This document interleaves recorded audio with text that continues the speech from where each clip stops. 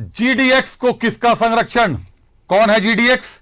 जीडीएक्स दरअसल शराब के दुकानों में जेएसबीसीएल जो कॉरपोरेशन है, Jharkhand state beverages corporation limited, वहां काम करने वाली एक मैन पावर कंपनी है जो राज्य सरकार की इस दुकानों में मैन पावर सप्लाई करती है। लेकिन इस कंपनी को पलामू में ब्लैकलिस्टेड कर दिया गया क्योंकि कंपनी के जो बंदे थे, जो स्टाफ थे, उन्होंने शराब बेच दी। उसका जो पैसा आया वो कंपनी ने विभाग में जमा ही नहीं कराया।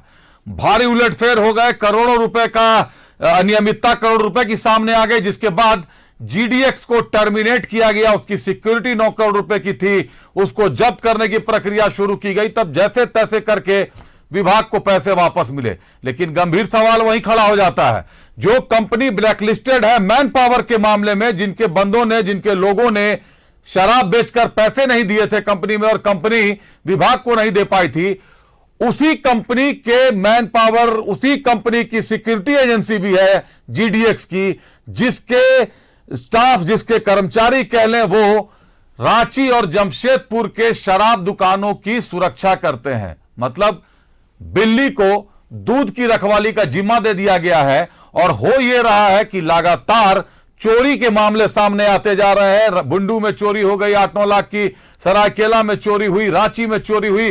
रात में 10 बजे से 6 बजे तक जीडीएक्स को अपने स्टाफ देने हैं, अपने गार्ड देने हैं जो दुकान के बाहर रखवाली करेगा। लेकिन किसी भी दुकान में शायद ही आपको गार्ड नजर आए। दुकान वालों से भी पूछिएगा तो वो भी कतराते हैं बताने से क्या किसकी मिली भगत है, कौन किसको पैसा देता है।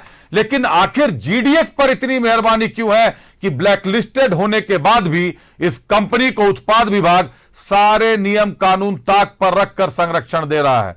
क्या है पूरा मामला, देखिए ये रिपोर्ट।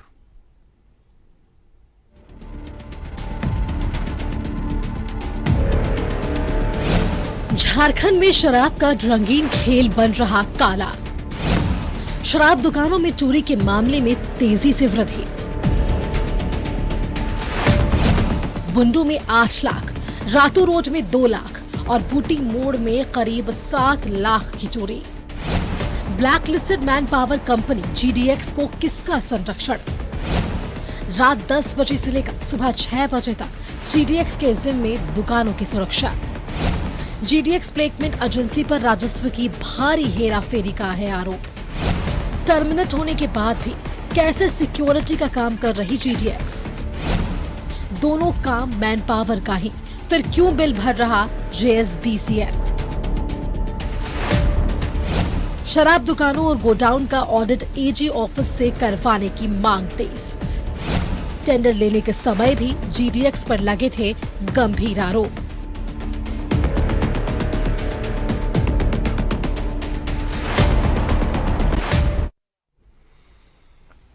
क्या है पूरा मामला, समझा आपने, देखा आपने। रुक करते अपने सहयोगी अजय लाल का।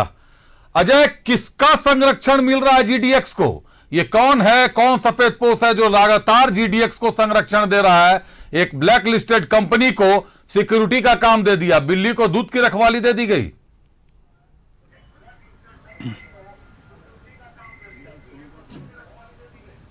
बिल्कुल अभिषेक, देखिए इन तमाम मामलों में अब कहने को कुछ भी नहीं बचता है।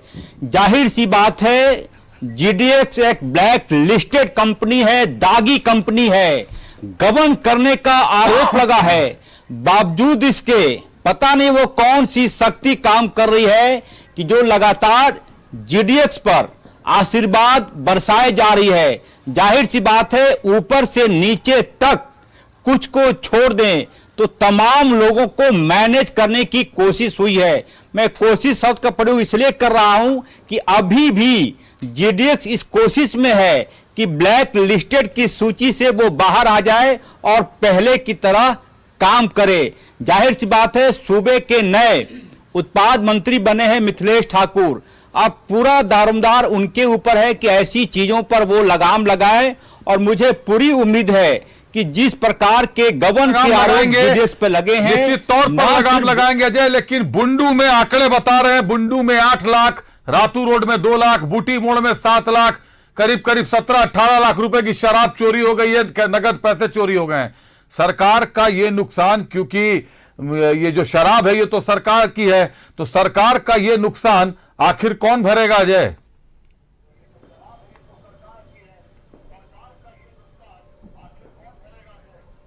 देखिए अभिषेक, मैं उसी बात पर आ रहा था कि जब पूरी जिस प्रकार से जब कंपनी ब्लैक लिस्टेड हो जाती है कोई भी कंपनी, तो तत्काल लॉ ये कहता है, नियम ये कहता है, उत्पाद विभाग के अधिकारी बेहतर जानते होंगे कि तत्काल उसके जिम्मे जितने भी काम होते हैं तमाम काम को छीन लिया जाता है और ये पूरी सूचना दी जाती है कि ये कंपनी ब्लैक लिस्टेड हो गई है। और साथ ही न सिर्फ एक राज्य बल्कि कई अन्य राज्यों में भी इस प्रकार के पत्र जाते हैं कि अमुक कंपनी को यहां से ब्लैक लिस्टेड कर दिया गया है। और साथ ही एक कॉपी होती है जिसमें लिखा रहता है कि पूरा का पूरा आरोप क्या है। जो ब्लैक लिस्टेड कंपनी हुई है उसकी अभी तक जो जानकारी मुझे मिली है कि कोई अधिसूचना सार्वजनिक नहीं की गई है। मतलब साफ है कि कहीं ना कहीं इस कंपनी पर कुछ ऐसे लोगों की मेहरबानी है जो ये सोच रहे हैं कि जेडीएस को वापस फिर से पटरी पर लाया जाए। लेकिन न्यूज 11 के पास जो सूचनाएं हैं वो सूचनाएं काफी गंभीर है। बैक डोर से कंपनी के अधिकारी भी इस कोशिश में लगातार लगे हुए हैं कि किसी तरीके से वो चीजें फिर से वापस उनके हाथ में आ जाए। लेकिन सवाल यही है कि आखिर कौन वो व्यक्ति है, कौन सा वो, निश्चित तौर पर आखिर वो कौन है, जेडीएस पे लगातार आखिर वो कौन है, निश्चित तौर पर आप जो कह रहे हैं आखिर वो कौन है जिसका संरक्षण इस ब्लैकलिस्टेड कंपनी को है कि इस कंपनी को संरक्षण देने के लिए तमाम नियम कानून को दरकिनार कर दिया गया है, ताक पर रख दिया गया है। और वही कंपनी जो ब्लैकलिस्टेड कंपनी है उसी कंपनी को सिक्योरिटी एजेंसी का काम दे दिया जाता है। इस मामले में उत्पाद आयुक्त से जब हमने सवाल किया तो उन्होंने कहा कि कुछ विधिक समस्याएं हैं।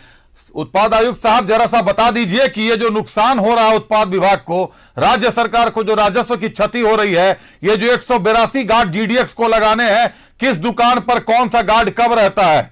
किसी दुकान पर गार्ड अमूमन नहीं देखा जाता, कहीं रखा जाता होगा तो यह बता पाना मुश्किल है। लेकिन केवल रांची में 182 गार्ड रखे जाने हैं जिसकी तनख्वाह हर महीने उत्पाद विभाग जीडीएक्स को देता है और जीडीएक्स कमीशन काटकर अपने लोगों को देता है। लेकिन जब गार्ड ही नहीं है तो 182 के 182 गार्ड का पूरा पैसा संभव है कि कंपनी के खाते में चल जाते हो। बहरहाल मामला जांच के दायरे में होना चाहिए, कब होगा यह भी एक बड़ा मुनासिब सवाल है। बहुत धन्यवाद अजय आपका।